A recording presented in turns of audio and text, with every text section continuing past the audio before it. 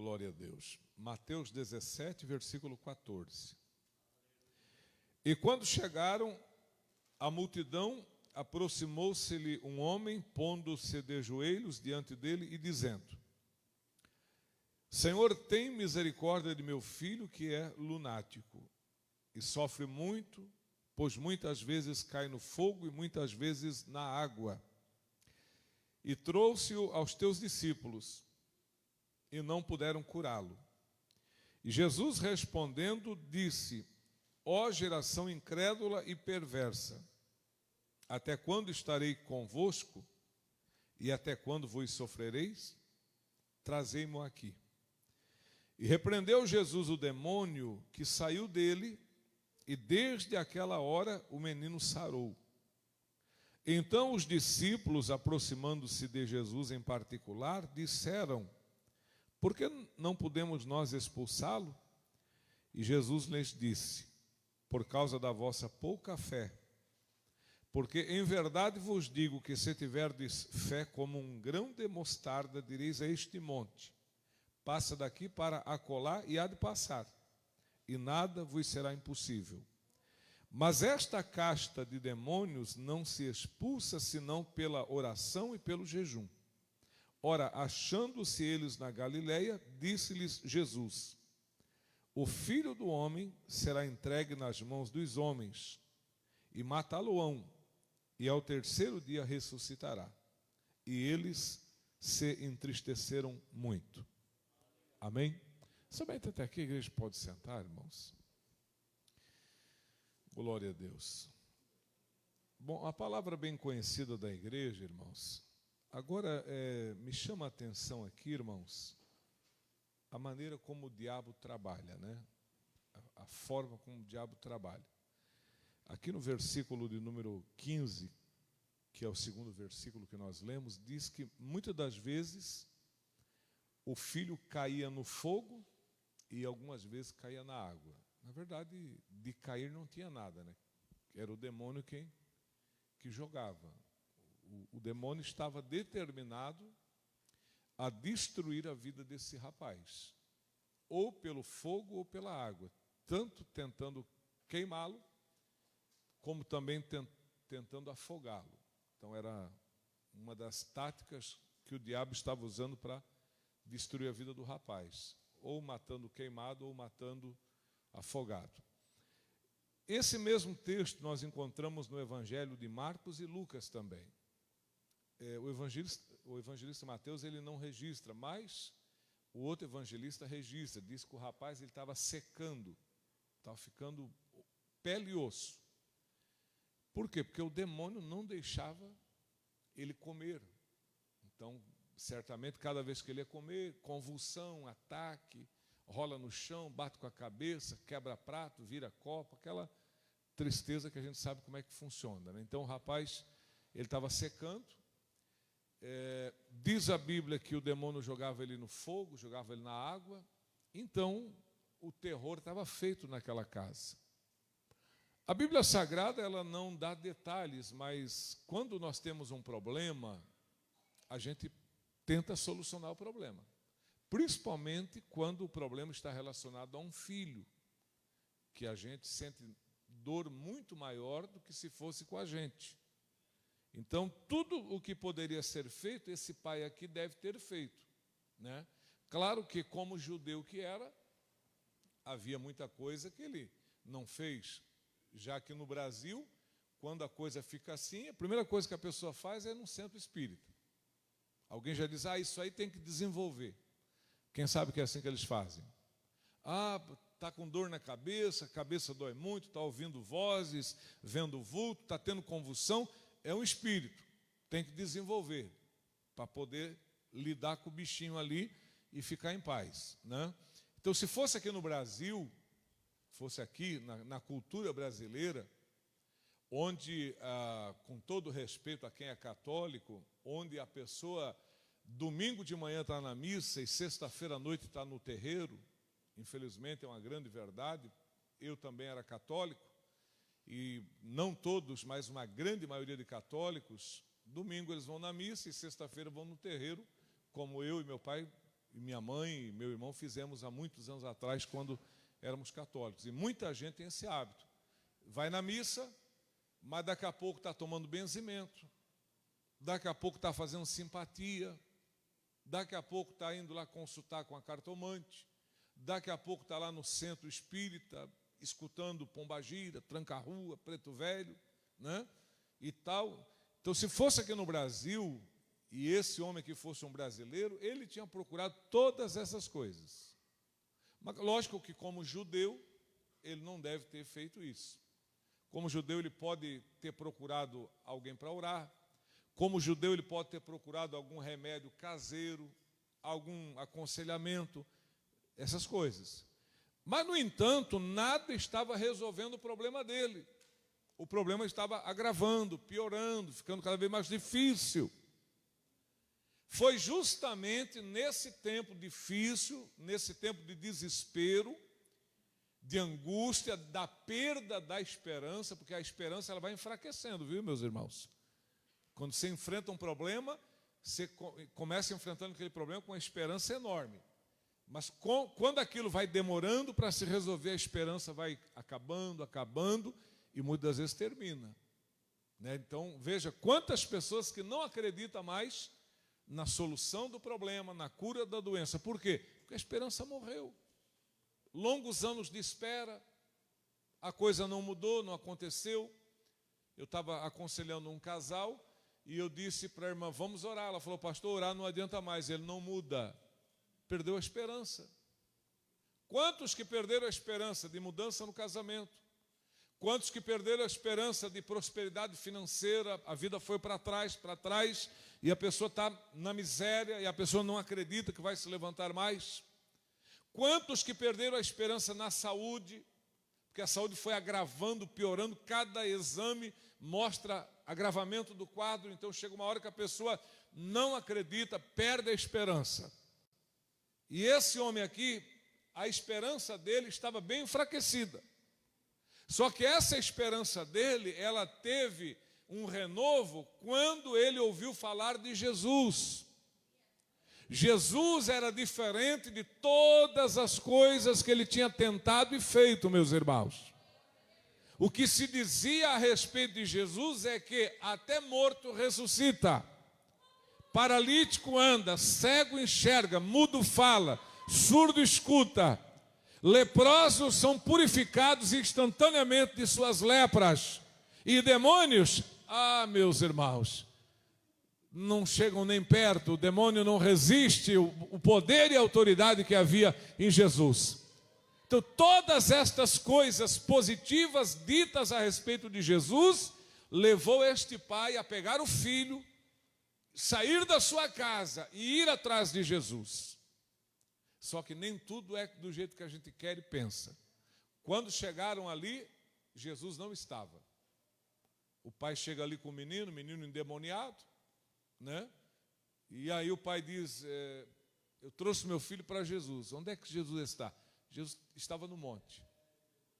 Os discípulos eram homens de bem, eles se prontificaram a fazer o trabalho. Não, Senhor, deixa com a gente, nós também somos crentes.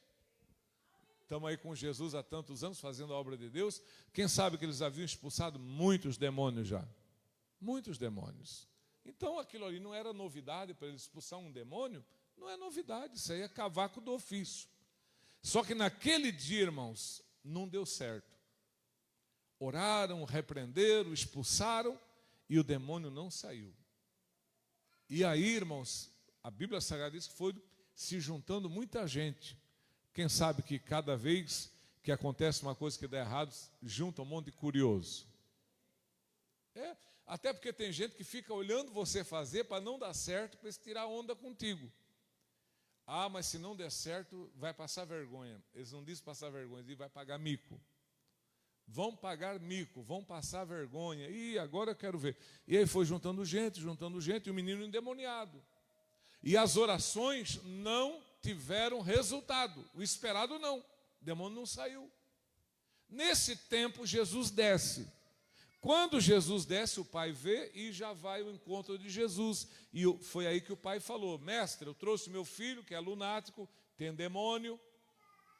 trouxe ele para os discípulos curar, mas eles não puderam. E aí ele conversou com Jesus: ó, meu filho é lunático, ele cai na água, cai no fogo. E aí ele pediu ajuda para Jesus aqui, no capítulo 17, versículo de número 15, né? E no versículo de número 16 ele diz: trouxe-o aos teus discípulos e não puderam curá-lo. Foi aí que Jesus chamou eles de geração incrédula e perversa. É a nossa geração é uma geração incrédula e perversa. Irmão, se Deus está te tirando do meio dessa geração incrédula, essa geração que não acredita em nada, é uma geração sem fé, é uma geração movida à tecnologia, eles acreditam naquilo que a tecnologia dá para eles. Se você fala de poder de oração, se você fala de poder da palavra, se você fala de Jesus, se você fala de um culto, de buscar a presença de Deus, não acreditam. Geração incrédula. Mas não é apenas uma geração incrédula, é perversa. Cometem todos os tipos de pecados, vida promíscua. Estão na lama até o pescoço, lama do pecado. Vícios. A droga está consumindo a juventude, uma grande maioria delas. O alcoolismo está sendo um instrumento do diabo para destruir tantas famílias. A violência, o crime, nós vemos uma geração perversa, mas a luz do Evangelho brilha, e o Senhor vai abrir os olhos daquele que crê na palavra. E grande obra Deus fará na vida dessas pessoas. Quem consegue entender e crer, diga glória a Deus. Então, primeiro Jesus passou um corretivo. Vocês fazem parte de uma geração incrédula e perversa. Até quando sofrereis isso? Até quando estarei com vocês? Tragam ele aqui. Aí trouxeram o menino. Quando trouxeram o menino, Jesus expulsou imediatamente o demônio saiu. E aí os discípulos ficaram meio que pensando: por que nós não podemos expulsar? O que aconteceu? E eles guardaram aquilo com eles. Quem prestou atenção que na hora ninguém falou nada? Porque tem que ter sabedoria também, né? Não vai errar duas vezes, né? O primeiro erro foi não conseguir expulsar. Agora vai errar a segunda vez, falar numa hora errada? Ficar tudo quietinho, baixar a cabeça e tal. E saíram. Quando chegaram em particular, assim só estava Jesus e eles, aí eles perguntaram: Senhor, por que nós não podemos expulsar? Se antes expulsaram tantos demônios. Foi aí que Jesus disse: por causa da vossa pouca fé. Amém? Foi aí que Jesus disse: se tiverdes fé. A maioria dos pregadores prega errado. A maioria dos pregadores diz fé do tamanho de um grão de mostarda. Só que Jesus não falou fé do tamanho de um grão de mostarda. Jesus falou fé como um grão de mostarda. Como um grão de mostarda e do tamanho de um grão, tem muita diferença ou não? Bastante.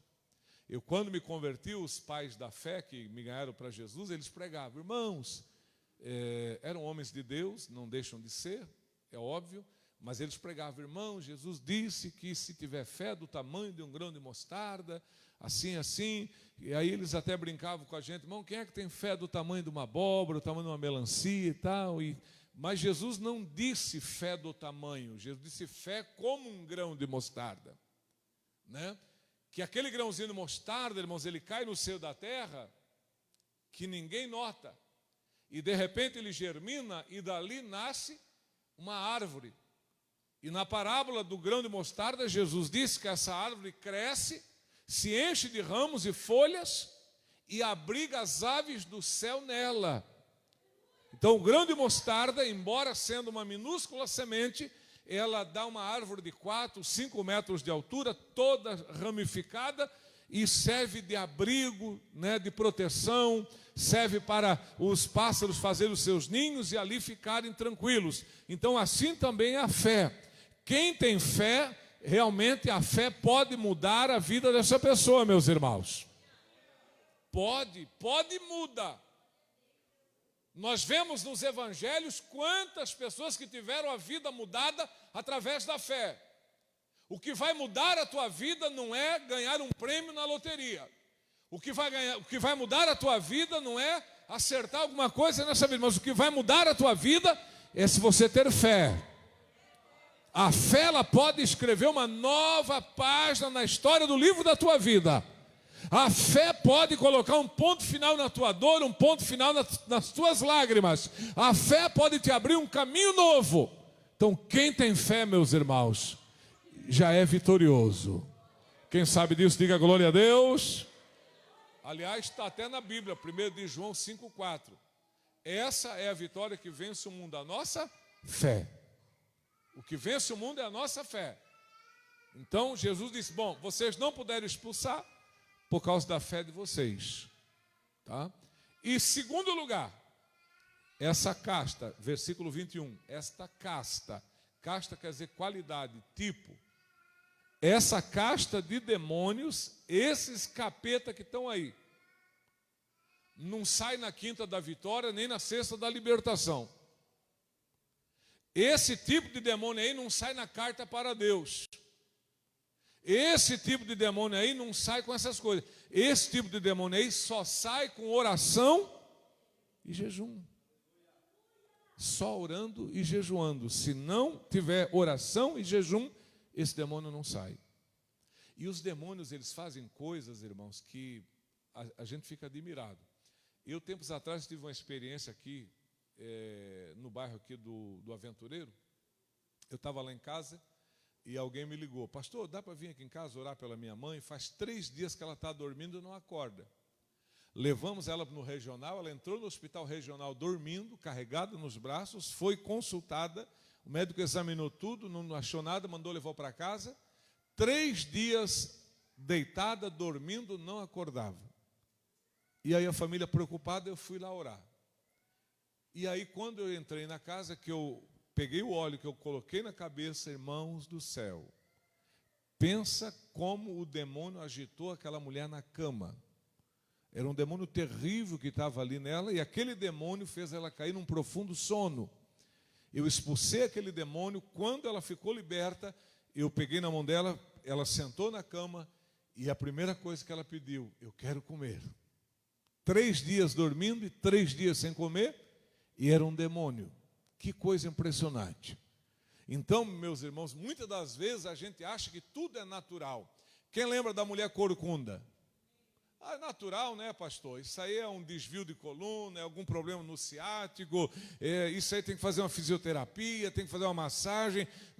Coisa mais natural do mundo, uma pessoa com problema de coluna. Só que o caso dela não era natural, era sobrenatural. Todo mundo olhava e dizia, é natural, isso aí acontece. Trabalhou muito na enxada, trabalhou muito na roça, ergueu muito peso, tadinha, ficou corcunda. Só que Jesus, colocando os olhos nela, viu que o problema dela não era natural, mas era sobrenatural, meus irmãos. É aí que está o discernimento que Jesus Cristo tinha. Jesus disse, venha cá, mulher. Ela saiu lá de trás, veio para a frente. Quando ela chegou próxima a Jesus, Jesus disse, espírito de enfermidade, sai dela. Na hora o espírito de enfermidade saiu. Depois de 18 anos, ela se endireitou e começou a glorificar a Deus. Que demônio sujo, não é verdade, meus irmãos? Então, cuidado com muitas coisinhas na tua vida que você acha que é normal, que não tem nada a ver, que é falta de sorte, que é, pastor, acho que é inveja, olho gordo. Cuidado! Porque às vezes o diabo está colocando as mãos sujas dele para te destruir, para te atrapalhar, para te perturbar, e você não está tendo visão da ação dos demônios contra a tua vida. Então é preciso termos esse discernimento que Jesus Cristo tinha. E não é só Jesus que tinha discernimento, o apóstolo Paulo também tinha. Lembra daquela menina que tinha um espírito de adivinhação? Ela estava falando coisa boa ou coisa ruim para Paulo? Coisa boa, coisa que enche o ego. O que ela dizia? Estes homens aí, Paulo e Silas, que nos anunciam o caminho da salvação, são servos de Deus. Estava elogiando, né? Isso aí, quem é que não gosta de escutar uma dessas? Está vendo, irmão? sabe que nós somos homens de Deus, está vendo? Mas Paulo entendeu que aquilo era um demônio, um espírito que estava nela. E aí Paulo, virando-se para ela, disse: espírito de adivinhação, te ordeno que saia dela agora. E na hora. Se Paulo não tivesse discernimento, Paulo levava ela para tomar um café, comer uma pizza, colocava ela no círculo de oração da igreja, colocava ela para cantar um hino da abertura do culto. Se Paulo não tivesse discernimento, Paulo dava uma oportunidade para ela dar um testemunho, mas Paulo viu que aquilo ali não era natural, era sobrenatural. Paulo viu que por detrás daquelas palavras daquela mulher havia um espírito, havia um demônio, e esse demônio tinha que ser expulso. E Paulo expulsou o demônio, meus irmãos. E quem sabe que Jesus deu poder para nós expulsar os demônios? Diga glória a Deus. No Evangelho de Marcos, capítulo 16, versículo de número 17, Jesus disse: os sinais seguirão aos que crerem. Em meu nome expulsarão os demônios, falarão novas línguas, pegarão nas serpentes, se beber alguma coisa mortífera não lhes causará dano algum, e porão a mão sobre os enfermos e os curarão. Jesus disse: em meu nome os demônios são expulsos. Então Paulo teve discernimento e expulsou. Jesus teve discernimento daquela mulher corcunda e expulsou. Tem situações que é fácil discernir que é demônio. O gadareno, irmão, até eu que sou um mané, se eu visse o gadareno naquele estado, eu ia dizer: esse cara está endemoniado. Sim ou não? Agora, o gadareno estava nu, irmão, gritava que nem doido, rolava na pedra, morava dentro de uma sepultura, ia para a cadeia, quebrava a cadeia, saía da cadeia pior do que entrava. Não é demônio? Não precisa ser muito espiritual para entender que aquilo é um demônio. Mas agora, quando o demônio vem bem vestido, quando o demônio vem perfumado, quando o demônio vem com aparência de amigo, quando o demônio vem, lembra do apóstolo Pedro? O Senhor não vai para Jerusalém não, tem dó de ti. O que é que Jesus disse? Para trás de mim, Satanás. Jesus entendeu que na boca do seu amigo Pedro, quem estava falando era o diabo. Então, cuidado com amigos, com conselhos, com palavras, porque você pode estar sendo aconselhado por alguém que não seja Deus falando com você. Pedro deve ter ficado triste, né? Para trás de mim, Satanás. Se sou eu, Pedro. Pode ser até tu, Pedro, mas quem está falando na tua boca é o diabo. Então fica quieto. Não fique dando lugar para o diabo falar na tua boca. Meu irmão, quem tem que falar da nossa boca é o Espírito Santo.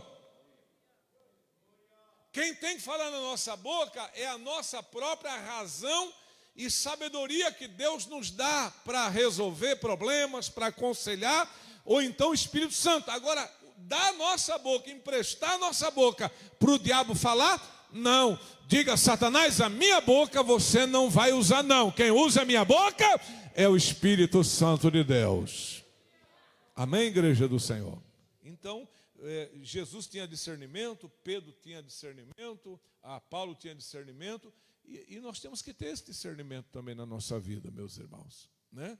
Então Jesus disse: olha, esse tipo de demônio aí, só orando e jejuando. Tem que ter oração e tem que ter jejum para esse tipo de demônio aí. Daí os discípulos entenderam, porque até então, tu lembra, Jesus chamava para orar, o que eles faziam? Dormiam. Jejum não faziam, tanto que os discípulos de João acusaram, né? Nós aqui que congregamos com João Batista, nós jejuamos. Por que o crente de vocês não jejua? Os discípulos de Jesus estavam acomodados, irmão. Estava parecendo a maioria de nós aqui, ó. Estamos com Jesus aqui. Tudo bem, está com Jesus. Mas, meu filho, tem que orar e jejuar, meu irmão. Tem que ter isso. E os discípulos de João ali, dando no coro, jejum, oração. Se você abrir a Bíblia em Lucas capítulo 11, alguém disse para Jesus: Senhor, ensina nós a orar como João ensinou os crentes dele. Irmão, quem ia lá na igreja de João, no deserto, só o fato do cara chegar lá tinha que ser bem crente. Porque não tinha metrô, não tinha linha de ônibus, não tinha sorveteria, não tinha lanchonete, não tinha mercado, não tinha nenhum meio de transporte, né, como temos hoje. Era canela, meu irmão. Não tinha ambiente climatizado, era deserto, calor. Mas quem ia lá? Ia para ouvir a palavra de Deus. E daquela igreja surgiram bons crentes, crentes abençoados. Até Jesus foi batizado naquela igreja, que João não queria batizar. Disse, o quê? Eu que preciso ser batizado por ti? E vem tu a mim? João, tem que ser assim para que seja cumprida a vontade do Pai. Toda a justiça tem que se cumprir. Então, vamos embora, vamos batizar. Aí João batizou Jesus. Então, meus irmãos, os discípulos de João oravam, os discípulos de João jejuavam, e os discípulos de Jesus dormiam, comiam espiga de milho, ainda dos outros, né? Pulava a cerca para pegar umas espigas dos vizinhos e tal. Estava assim. Aí Jesus disse, olha, tudo bem, vocês estão comigo aqui, beleza. Só que é o seguinte, ó, não pode estar triste os amigos do noivo quando o noivo está com eles. Mas dias virão em que o noivo vai ser tirado. Aí vocês vão ter que orar e jejuar. E, de fato, quando Jesus foi tirado, eles caíram na oração e caíram no jejum. E Deus é tão bom, irmão, que 10 dias de oração, estava todo mundo batizado com o Espírito Santo. Porque da subida de Jesus, que é chamado de ascensão, quando você lê na Bíblia, ascensão fala da subida de Jesus ao céu. Da ascensão de Cristo ao céu, ao dia de Pentecoste, de Atos capítulo de número 2, passaram-se 10 dias. Jesus ressuscita no domingo de Páscoa, fica 40 dias na terra, é visto por mais de 500 irmãos. Ao 40º dia, ele ascendeu aos céus. 10 dias eles ficam em Jerusalém orando.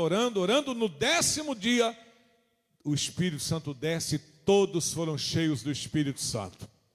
A Bíblia diz em Atos capítulo 2, versículo 4, que foram vistas sobre eles línguas repartidas como que de fogo que caía sobre eles, e todos falavam em línguas conforme o Espírito Santo concedia, meus irmãos. Você vê que quando o crente toma uma decisão, é para orar, vou orar. 10 dias, estava todo mundo cheio do Espírito Santo.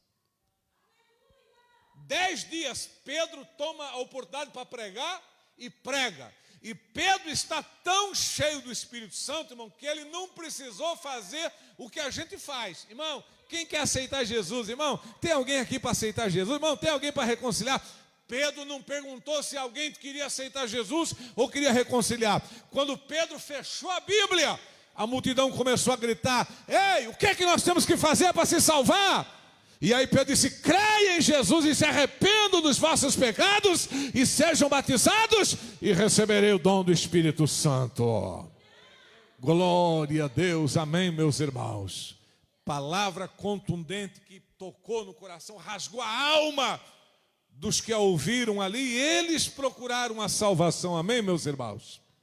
Às vezes as nossas mensagens são tão fracas que quase ninguém quer aceitar Jesus. Ah, pastor, eu quero a bênção. Bom, a maior bênção é Jesus, irmão. Essa é a bênção maior que um homem pode ter na sua vida, né? Paulo escreveu aos Coríntios dizendo, miserável homem seria eu se esperasse de Cristo somente para essa vida. Então, meus irmãos, quando o homem decide, Deus renova, Deus restaura, Deus batiza.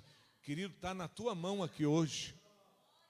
Pastor, eu quero ser diferente. Então faça como os discípulos fizeram.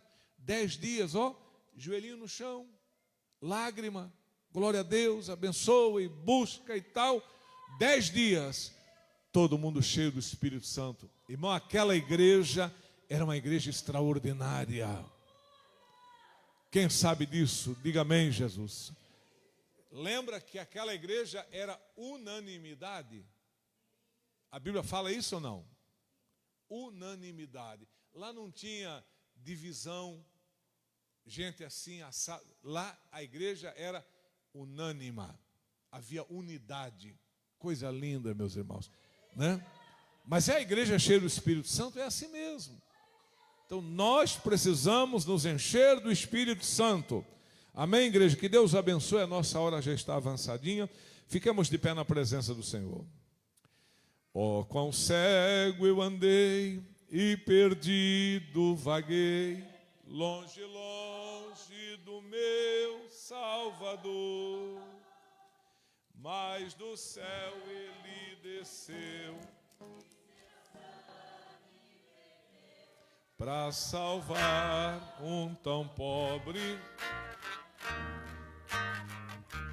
Foi na cruz, foi na cruz.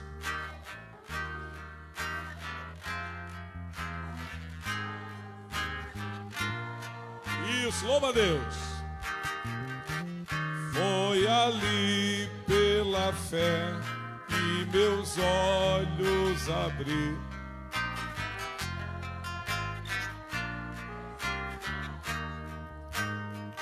Amém, Jesus.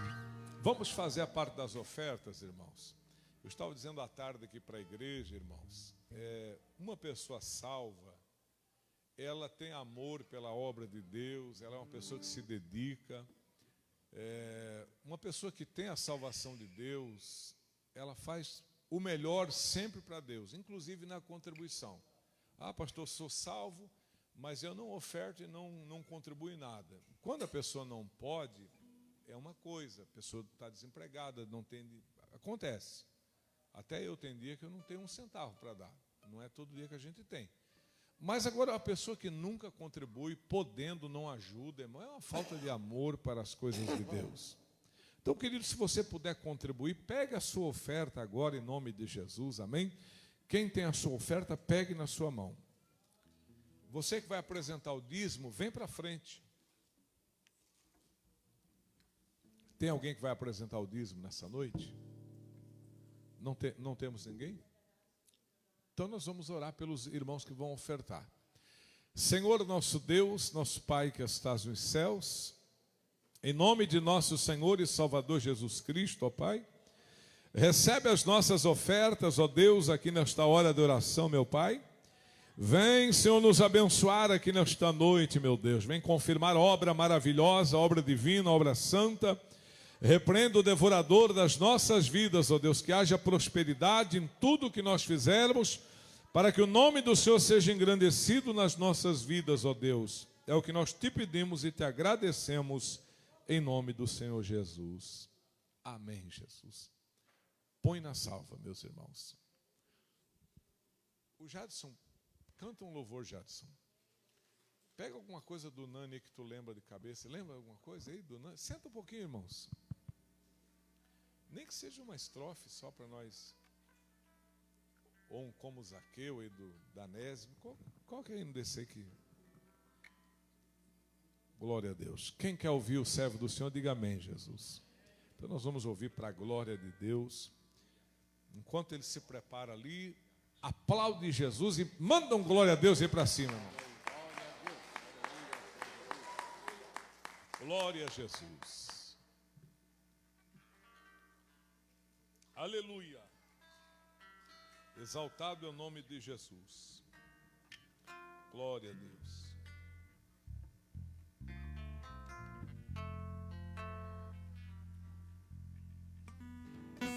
Aleluia. Glória a Jesus.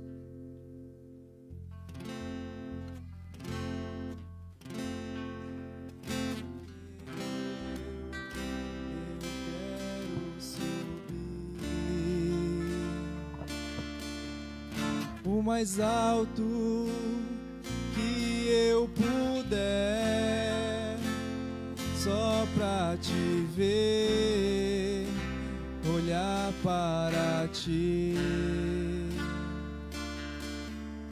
e chamar sua atenção para mim. Eu preciso de ti, Senhor. Eu preciso de ti, ó Pai. Sou pequeno demais, me dá a tua paz. Largo tudo pra te seguir.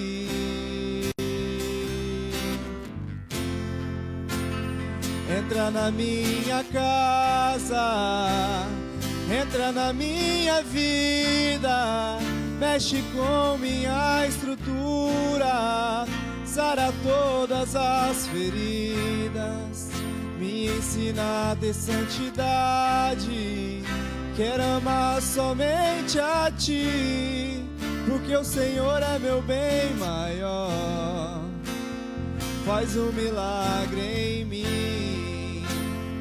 Entra na minha casa, entra na minha vida, mexe com minha estrutura, sara todas as feridas, me ensina a ter santidade, quero amar somente a Ti, porque o Senhor é meu bem maior. Faz um milagre em mim.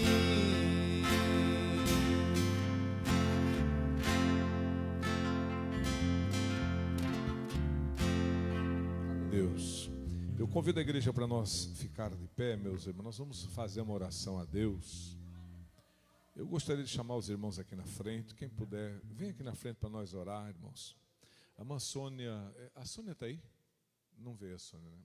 Senão nós ia cantar um hino aqui com a Sônia. Vem para frente aqui para nós orar, irmãos. Venha. Vem que nós vamos orar pelos irmãos, impor as mãos. Quem quer ser curado, diga glória a Deus. Deus vai te curar, eu creio. Quem está desempregado, acredite que uma porta vai se abrir. Você que está precisando de uma graça nova, acredite que o Senhor vai derramar. Amém? Glória a Deus. Pode vir à frente. Eu vou convidar os obreiros aqui para impor as mãos, para Deus confirmar essa bênção. Vamos orar e os obreiros vão impondo as mãos. Amém? Não economize oração, clame mesmo. Senhor nosso Deus.